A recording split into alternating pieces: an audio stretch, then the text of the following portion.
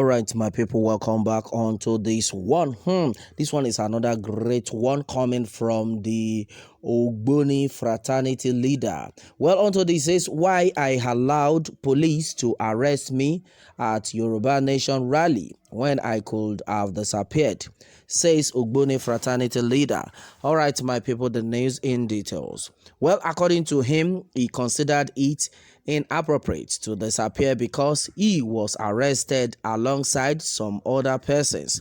Well, onto this, Tajuddin Bakari, the leader of Ogboni fraternity, who was arrested in July at the Yoruba Nation rally in Ojota, Lagos, has said he chose not to disappear when men of the Lagos Police Command seized him.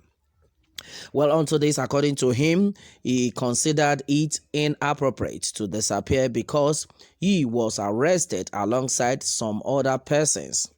Bakari, who spoke in Yoruba, said there were 6 other people in the vehicle with him when they were arrested, and then he was concerned about their faith. Should he escape and leave them behind? Well, he said he allowed himself to be arrested with the others to protect them because they are not members of Ogboni fraternity. Bakari revealed this during his recent interview with BBC News Yoruba. He also disclosed that he was shocked at the murder allegations leveled against him by the state's authorities, saying he had no gun with him when he was arrested.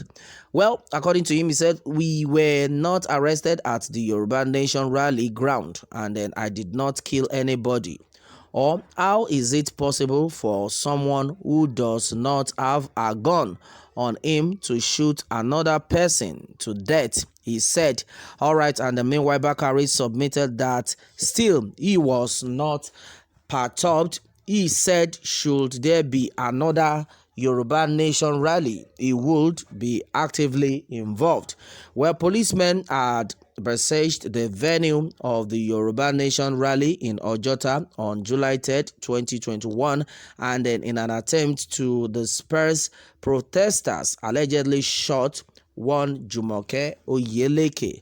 All right, my people, this is another great one. Well, according to the head of Ogboni fraternity, he has said that he would have disappeared, but he decided not to, simply because the other set of people that were with him were not harmed, and then he wouldn't want to leave them all alone. Well, to an extent, we'll look at it that, it made some senses, but no, to a great extent, to me, in my own opinion, I think henceforth any leader, anyone who has a way or one way or the other can protect his or herself should try and do so. Why? Because this set of leaders we have in this country do not have good plans for you. And a lot of people have actually also reacted. According to Jide Badmus, he says, well, you should have tried to attack them since you have what it takes, or else this set of people will deal with you mercilessly, and at the end of the day, there is nothing you can do to escape it. Well, and a lot of people have been like, the same thing that happened to Chief Sunday Igboho. And then right now, everybody needs to wake up, because the way the whole issue is going right now in the country, everybody needs to face it squarely. We need to tackle this with iron hand, because the federal government on its own part is not relenting. And somebody had asked a question that, could it be that the federal government itself is fetish? Because this federal government you are saying, for the federal government to have been able to attack and then apprehend somebody like Sunday Igboho, that is to tell you that these people are not ordinary, my friend.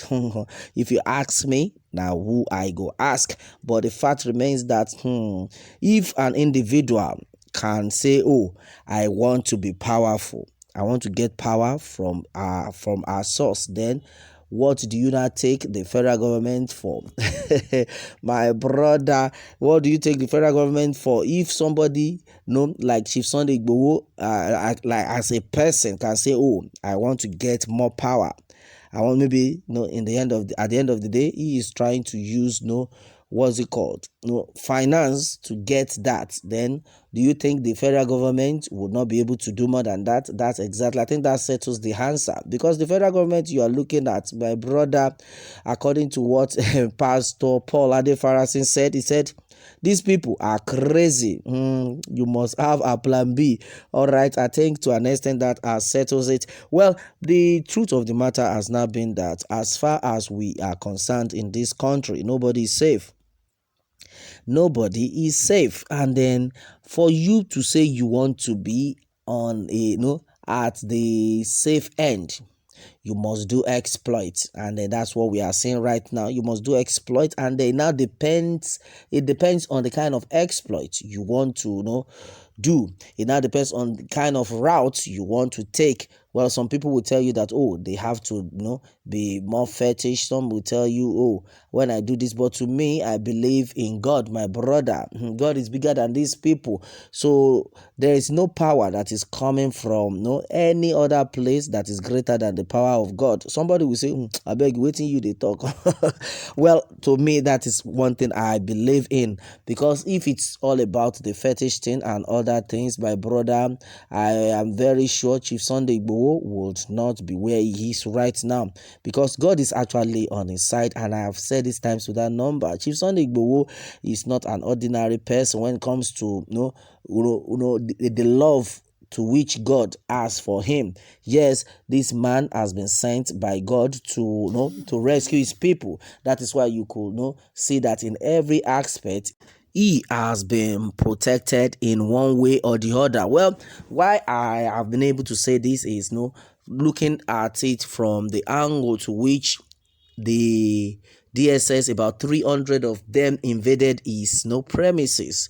You can imagine what happened. Nobody would have believed that he would be able to escape, because they caught him unaware. And then with what even gathered later, it was said that he was able to escape with about 7 of his aides. You can imagine all sorts of things, and then they ransacked everywhere. At the end of the day, they could not find him. Do you think it's by any fetish thing? No. Because the grace of God is upon his life.